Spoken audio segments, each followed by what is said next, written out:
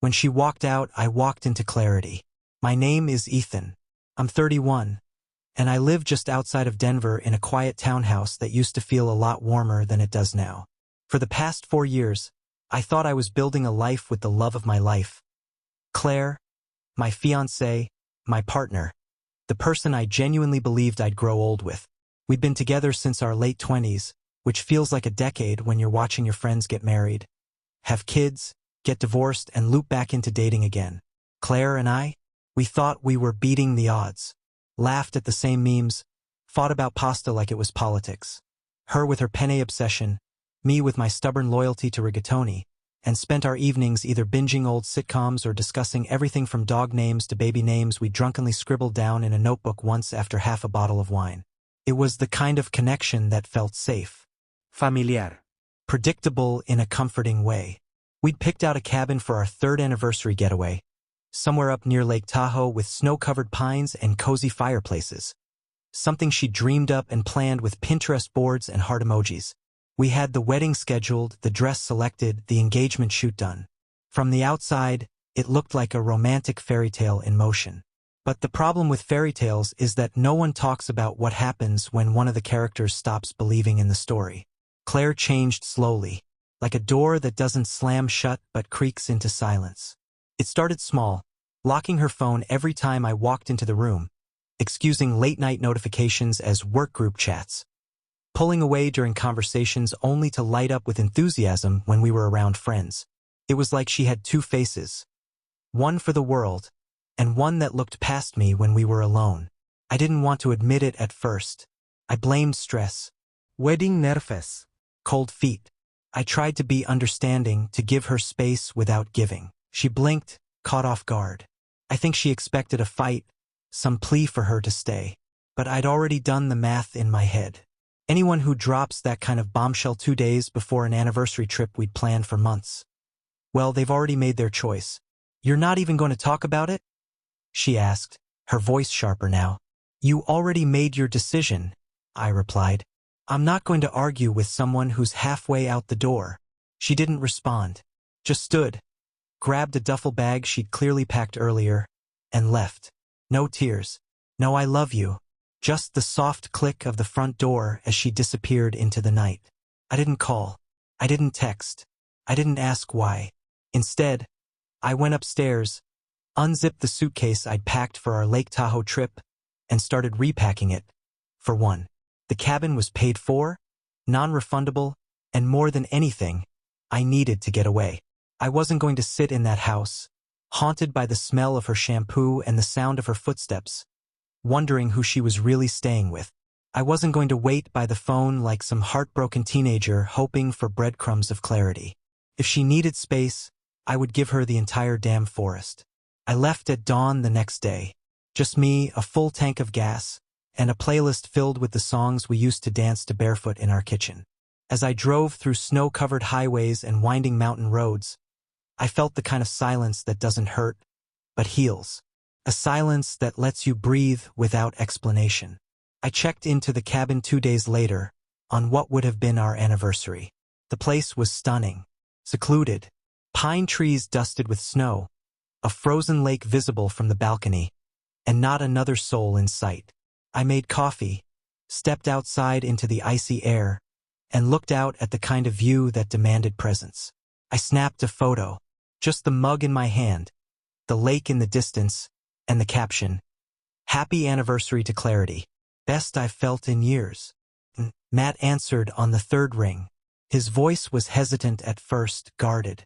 I could hear it in the way he said hello, like someone who'd been burned one too many times and wasn't sure if the fire was about to start again. I introduced myself carefully, cautiously, and mentioned Dana. There was a long pause. Attention stretched across the line like a drawn wire ready to snap. And then, softly, like a man sighing through his scars, he said, "She ruined your life too, didn't she?" That one sentence changed everything. For the next hour, Matt and I swapped war stories. His experience was disturbingly similar to mine, down to the timelines, the tactics, the whispered rumors she planted before dropping the final hammer. Only his story had a physical component. Dana had accused him of stalking and emotional abuse after he broke up with her. She had planted text messages on his phone. Messages she sent herself from a burner account. The case was dismissed, but not before he lost his job, his friends, and nearly his freedom. "She's a sociopath," he said flatly. "A manipulator who knows exactly how to twist the narrative until you're the villain and she's the victim." And just like that, I knew I couldn't let her get away with it again. But I wasn't going to confront her. That was pointless. People like Dana don't break under confrontation. They thrive on it. No, if I wanted justice, I had to be smarter. I had to be patient. I had to dismantle her world the same way she dismantled mine. Quietly, methodically, and with a smile on my face. So I started digging. I spent weeks creating fake social accounts. I befriended her coworkers, her new boyfriend, even her boss's assistant. I played the part of a flirty, successful marketing consultant from LA. One of Dana's coworkers, a girl named Trish, was especially loose-lipped after a couple of online wine sessions. That's how I found out Dana was gunning for another promotion, this time to regional marketing director. She was putting tea. Hacked into her cloud storage. Not hard, thanks to her reusing old passwords I'd found in Matt's case file. I found her campaign drafts, notes, meeting recordings, even private conversations about her coworkers. I didn't just find dirt, I found dynamite. She had manipulated ad statistics, stolen creative ideas from a junior designer, and even included plagiarized content in her pitch deck. But I didn't stop there. I contacted the junior designer, under yet another identity, and encouraged her to review Dana's deck after hearing a rumor that some of her concepts had been used. She did, and she was furious. I sent her everything anonymously along with timestamps, file data, and internal messages. The company opened a quiet internal investigation. I watched from the shadows as Dana's perfect image began to show its first cracks. Still, I wanted more. I wanted her humiliated. I wanted her ruined. So I went further. I traced the burner number Dana used to text herself fake threats in Matt's case. It was deactivated, but I tracked the VoIP service and subpoenaed the records under Matt's ongoing civil case. He'd recently decided to sue her for defamation, and now I was quietly helping him behind the scenes. The data showed what we already knew. The Ember was registered to Dana's home IP address. I forwarded the evidence to his lawyer. Then came the final blow. I created a detailed exposé under a pseudonym, complete with evidence.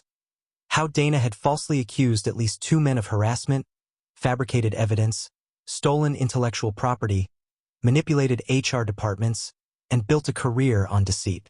I sent it to a freelance investigative journalist who had covered corporate abuse stories before. He called me within 2 hours. Within 2 weeks, the article dropped. The Queen of Victimhood. How a rising star in tech manipulated her way to the top. The internet exploded. Twitter lit up with hashtags. Her company's PR team went into meltdown. Clients pulled out. The junior designer went public with her claims. Matt's lawsuit was picked up by multiple outlets. The court of public opinion sentenced Dana before a real one ever could. And me? I just watched. I saw her boss release a statement about a full internal review. I saw her boyfriend, whom she cheated on, according to more screenshots I leaked, break up with her publicly. I saw her name stripped from the company site, and then quietly fired. Still, she didn't know it was me. Not until the day she showed up at my apartment. She looked unrecognizable. Her hair was messy, makeup smudged, eyes red from either tears or sleepless nights. She stood there in the hallway like a ghost, trembling. "You did this," she whispered. I smiled. Not cruelly, not triumphantly, just calm. "No, Dana," I said. "You did." She stepped forward, maybe to hit me, maybe to cry, maybe to beg. I closed the door in her face. That was the last time I saw her. Now, 5 years later, my name is clear. Lily and I never got back together, but I found someone new, someone kind. I've rebuilt my career under my real name. I even started an online support network for men who've been falsely accused and had their lives derailed. But I keep one reminder of Dana, a screenshot of her final company bio page, right before the scandal broke. It sits in a folder on my desktop called Justice. Because sometimes, when the system fails you, justice isn't something you wait for. It's something you take.